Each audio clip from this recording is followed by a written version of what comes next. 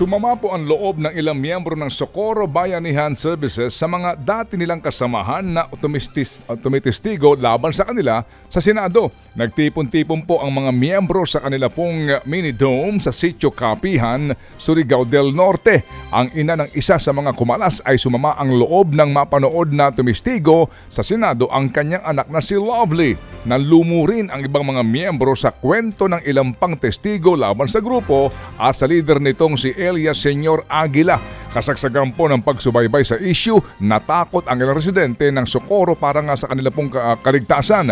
Nagdagdag daw kasi ng pulis na may mga dalang matataas na kalibre ng baril na kasama ng militar sa pagbabantay po sa lugar.